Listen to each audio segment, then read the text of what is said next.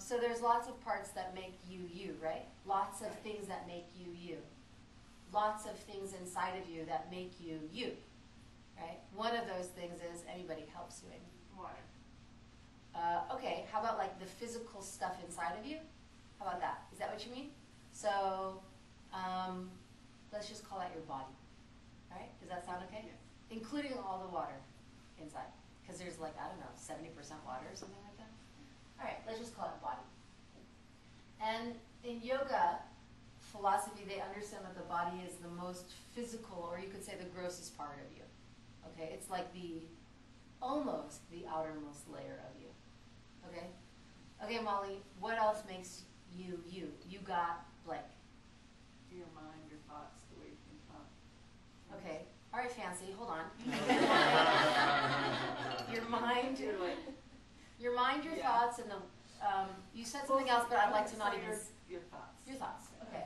That happens to be over here, on this layer. So we'll just call that thoughts. Okay? So right, thoughts is more subtle than body, right? Obviously. Okay. You got 3 other things going on here. What else? Let's hear it. You're at the ACI crew, right? Yeah. What else you got? Your prana. Yeah. You've got like this subtle energy that resides inside you, like a layer formed perfectly underneath your physical body, and that's prana. Whoops, that's not that layer. It's that layer. What else? Breath. Gee, you guys, I'm messing everything up.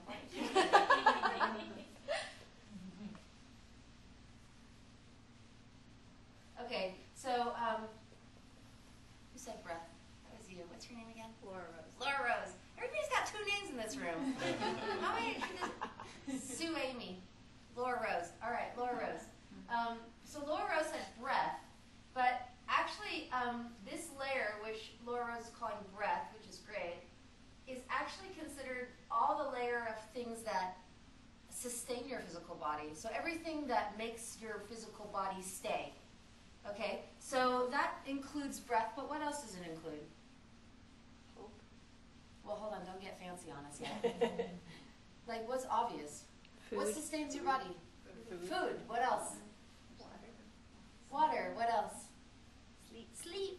Right? And then the ancient scriptures say concentration, which is why, you know, you could which is why you hear about those yogis who are in those meditation caves, you know, in the Himalayas or something, and they're like, you know, sleeping 2 hours a day and like living off of like flower petal essence or something, and then they're meditating for the rest of the day, because the concentration that you create during meditation is like food. It's like sustenance for the body.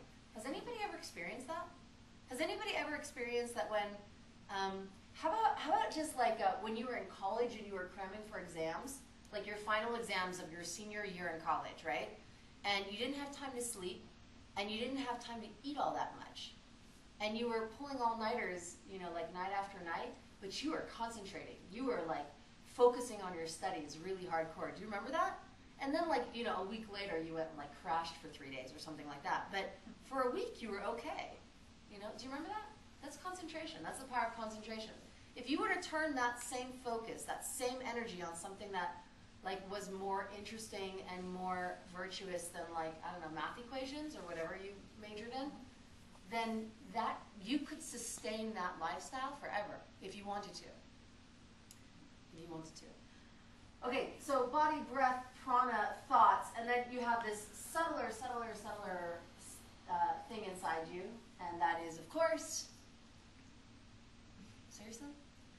Your habits. Yeah. Who said habits? Yeah, nice. Habits, I like it. Your habits. Is that what we called it the other day? Someone else said. No, that was it. You said. Was it me? Habits, I like it. Habits. Sometimes, you know, in the scriptures, of course, they call it karma, but I don't know. Jared and I really don't like lingo, so we're trying to so we should rename prana. We should rename everything. But habits is just like what you tend toward. You know, like that. Your karma is this, okay?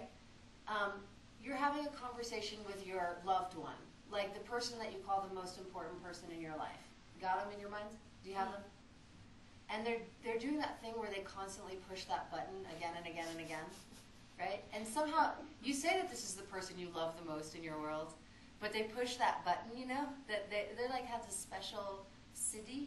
They're like special yogic power to push that one button that nobody else even knows exists, you know? Nobody else in the universe knows you have it except your favorite person in the world. So karma is this. Are you going to get mad? Are you going to get mad or are you going to get patient? Are you going to get mad or are you going to, you know, are you going to yell back or are you going to bite your tongue? And that's karma.